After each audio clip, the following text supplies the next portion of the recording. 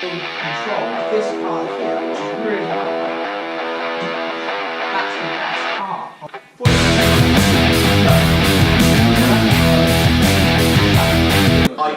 me and Ollie wanted to talk today about a couple of areas of CrossFit that we don't necessarily agree with, or that we don't think do exactly what they say they do. The kind of theme of the video is skip the kip, and as you're going to see, we're going to focus a little bit on that area. Yeah, so we want to talk about CrossFit says it uses the best movements from quite a few different sports, and one of them is gymnastics. And okay, gymnastics is great and it's really useful. Unfortunately, CrossFit does bastardize gymnastics. So it really, it uses a lot of kipping, which you just don't see in gymnastics. And the reason it does that is because it makes the exercises easier. But unfortunately, it takes away from the exercises. And the question today is why kip? What's the benefit of kipping over doing a strict form? And our argument is there isn't a benefit. And if anything, it's negative and takes away from the movements. It's the only form of resistance training that champions reps over form or technique, and there's not actually a reason for it. I mean, even when you ask someone who does kip, why do you kip? Well, I can get more reps. I mean, if I partially squatted because I could do more reps, would that make sense? No, and that's the point, isn't it? If you're doing something to just get more reps at the expense of form, then you're really losing out. And here's a good example. So if I just show you, this is probably a bad kip because I've never really kipped, but an example of a kipping muscle up, should we say. So with a kip, it's all about using as much momentum as you can and really trying to just go as fast as you can because it'll make it easier. So what I'd be doing with a kipping muscle up, so I don't even need a false grip, is I'm going to swing. Obviously I haven't got the legs here, but swing up, fully extend my arms and jump. And that's just ugly. And then push up. Didn't look great. And that's a muscle up in the CrossFit Games. And I know that's a muscle up. I literally just looked at their last workout, which said 12 muscle ups, and it said 2 types of muscle ups. Okay, maybe there's normal and there's strict. No, there's just kipping and bar kipping. Whereas a muscle up, the biggest benefit of it over a dip and a pull up is the transition, is the middle part of it. It's where you use a false grip and you build strength through the middle, which is why it's called a muscle up, not a kip up. And don't get us wrong, I mean, we both just discussed, we watched the CrossFit Games and we were both there saying, that is cool. There's some seriously cool movements. Yeah, there's some real beasts in there. Our only issue with it is, there's not a feasible explanation why they are kipping. We both kind of looked at it and thought, it's seriously impressive movements, but why kip? If you do it slow, controlled, this part here, which is really hard, that's the best part of the muscle up. The other part is just a dip and a pull-up. We could just do dips and pull-ups if we wanted to. And that's the thing, they use high-level Olympic lifting. They make their running harder by wearing weighted vests. They push people in events they're not used to, like doing runs through the desert. Literally, it's really extreme. Swimming in the sea because it's harder than in a pool. Yet they make the gymnastics side easier. So, for example, another variation is they'll do a kipping handstand press-up, which is the same principle. We'll use momentum to make it easier. Well, the question is why? What's the benefit of these things? And this if the answer is to make it easier, then surely it's the opposite of CrossFit. CrossFit says, the best aspects of gymnastics. Well, the best aspects of their strength movements is that they're hard. They build tendon strength, ligament strength. They build muscle in ways normal weight training won't build. And that's because they use isometric holds like the iron cross, the planche, the Maltese, the back lever. Yet all CrossFit takes from it is handstand walking, which is not in the Olympics, kipping muscle ups, and muscle ups aren't even a movement on the steel rings, and kipping handstand press-ups and things like that. So what we're trying to say is, well, I just think they should change it really. All it would do is make everyone be at the same base. It would make it fairer. The discussion we had on it was, if you potentially could have someone do more muscle-ups than someone, using muscle-up as the example, who is a better kipper. The other person may be better at muscle-ups, but this person may have a better kipping technique, therefore he is classed as the better at muscle-ups, if that makes sense. If they were strict, it's from a baseline. Think of something like weightlifting in the Olympics. The technique has to be spot on. You need 3 green lights from the judge. Everyone has to do the same, exactly the same movement. There's too much room for variation. Yeah, and that's our point. So bring us a response. If you can give us a good reason why you think you should kip, go for it. But our argument we will be is, changed if you can give us a viable point, then and we will listen to it and we will kind of change our opinion on it. But we have done a fair bit of looking into it. There's literally not an explanation for it. No, so far we say skip the kip. Remember, a muscle up is not a kip up. It's not a swing up. It's a muscle up. The same with the handstand press up. How about taking the best bits of gymnastics? Because at the moment, in all honesty, it's taken the best bits of weightlifting.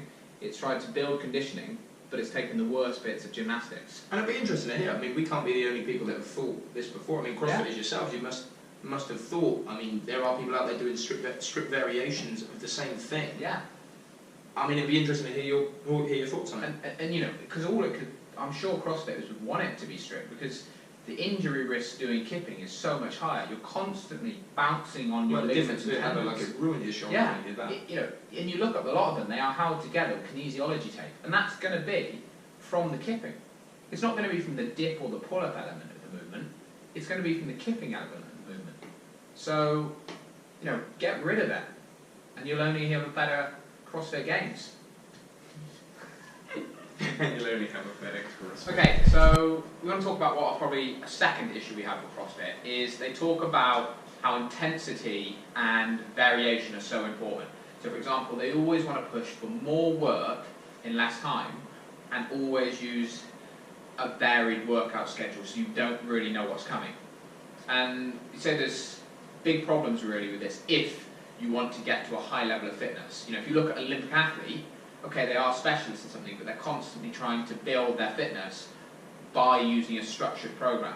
If you're going to use a hodgepodge random workout every day, you can only improve on it so much. And the point here is, if you're always random and you've not worked on something for say a week, 2 weeks, you can't get that good at it. It's just called specificity. If you want to get good at something, you need to specialise in it, you need to get good at that. And that doesn't mean we're saying you shouldn't use variation. It's saying you should have structure. And CrossFit doesn't like structure. It constantly kind of talks about using random workouts, you don't know what's going to be in it. And of course, if you look at the highest level of CrossFit athletes, they actually have structure. They know they're going to do Olympic lifting a couple of times a week. They know they're going to do their high intensity work a couple of times a week. And then if they've got a weakness, they actually specialise in it. They go do swimming 2 or 3 times a week to make sure if it comes up in the games, they do well. And it makes sense, to be fair. It's that kind of quality over quantity thing. I mean, that's common sense in terms of, would you rather kind of be average or not so good at everything?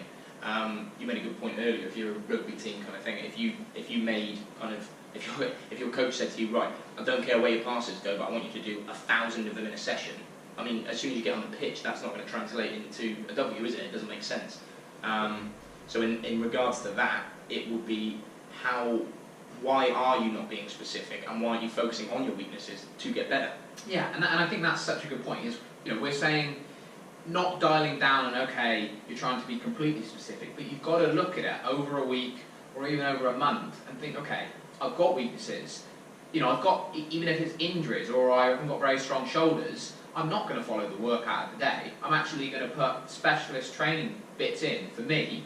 Or if you're a high-level CrossFitter, you actually start to program and use a periodized plan, which is where our issue is. If something is really good for an elite athlete, a periodized program, why would we look at that and think, no, I don't want to be really good at something. I'm going to use something that's only going to make me mediocre. And periodization has been around for years now. It's used generally by all other kind of high elite level athletes and training parameters. So why is this the exception? Yeah, they talk about being the world's fittest athlete. So if it's going to make you the world's fittest, wouldn't you do what every other high-level sporting discipline does? It makes sense in terms of, it does make sense in terms of how, if you're going to specify what you want to be good at, okay, you said you want to be good at this, and then the next session you're going to go and do something completely different. It doesn't make sense. If you're trying to learn something, surely you'd focus on that one thing, learn it to an ability or a level you're happy with, and then move on to the next movement, rather than kind of crisscrossing around. And I mean, if nothing else, that's confusing. How many movements in training are similar? I mean, the clean and the snatch is a good example. They look similar-ish, but they are worlds apart in terms of technique. Yeah, and you know, we're not saying anything that isn't on the CrossFit website. It says constantly varied, and this is our issue, that if you want to get good at that, it can't be too varied. You know, okay, you might have loads of variation throughout the week, but you would still have a focused plan. And the reason for that is some things are just better than others. You know, so doing cleans and snatches, for example, at the start of your workout and focusing on the strength side of that is going to help your endurance. It's going to make you better. And then doing your high intensity stuff at a different time of day is going to be more effective than following the workout of the day that tries to use cleans for your conditioning and then throws, and you know, maybe it's what you're doing a swim in the morning. It's less optimal. If you want to be the best, you have to optimize. And why would you not want to get the most out of your workout? Why would you want to follow a random one that might even have impacted on yesterday's training when you could follow a more structured, better plan and get better results like the top level CrossFitters actually do? And it's the thing as well, I mean, we say, if you use diet and nutrition as an example, I mean, what works in diet and nutrition for me may not work for Ronnie. So why would he follow mine just because it's the diet of the week kind of thing? Exactly. It needs to be personal, it needs to be specific to you. I mean, don't get us wrong, CrossFit will get you fit, will get you really fit. Yeah. It's just, it's what you want after that, and it's what you kind of want to achieve. I think it needs to be more personal in terms of kind of how you go about it. Yeah, you know, it's optimal. Like, we train everyone differently because we want optimal results, not okay results. You know, and that's what we're trying to say here. You want optimal, and this probably brings on to another issue we actually have with CrossFit in a similar areas. It says constantly varied movement and constantly working to do more in less time.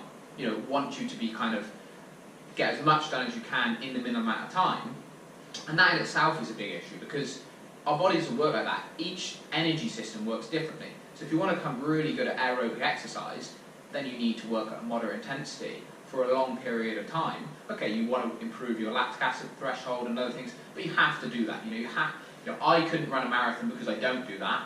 Probably the same for you. but you have to do it. And the same if you want to get really strong. Powerlifters don't try and do as many sets as they can in 10 minutes because they want to get really strong. So what we're saying is, if you want to get the best, even of CrossFit, you know, you say you want it to be the strongest, the most conditioned, doing more work in less time won't get you there. Actually being like, okay, this is a strength session, you have rests, this is an aerobic session, you do running, and yeah, top level CrossFitters do that, but that's not what the website says. That's not what it, you know, says you should do, and that's where we have an issue. It's that kind of thing as well. I mean, we were discussing earlier, I played a football game last night, and it's the thing, I train kind of for hypertrophy to kind of put on muscle to look good kind of thing, for the aesthetic value of it. It's the thing of you can't have your cake and eat it. I can't put on loads of muscle and at the same time be an excellent long distance runner. It doesn't work like that. You can't have it all. You have to make a choice of kind of what you want to be. And yes, you can be either very strong, very muscular kind of thing, or you can be a good runner, kind of good at your CV side of it. There is a point in the middle where you can sit, but you're not going to be the best at both. You can't.